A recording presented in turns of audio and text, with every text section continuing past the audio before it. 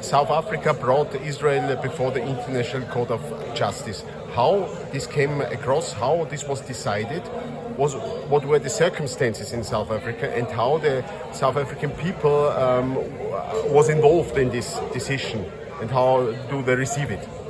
Well, the South African people were not involved directly in making the decision, but what we were involved in was putting pressure on the government to ensure that it did more than it was doing in the face of the genocide that was taking place.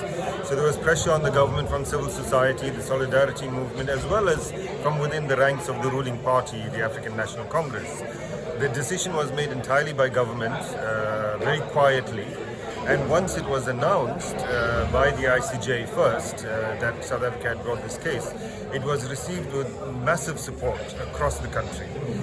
Except for a few Zionist elements and a few white elements that supported apartheid anyway, the broad population in South Africa has supported the ICJ application by South Africa, including, I should say, many civil society groups that for various reasons have opposed the government and the ANC for various other reasons, including many of the political parties in parliament that are in opposition to the ANC for all kinds of other things.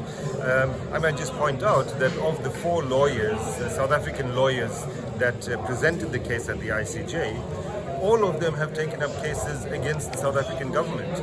None of them are, lackeys of the government, but it's just an indication of how the South African population as a whole has received this and has supported the government and the legal team completely.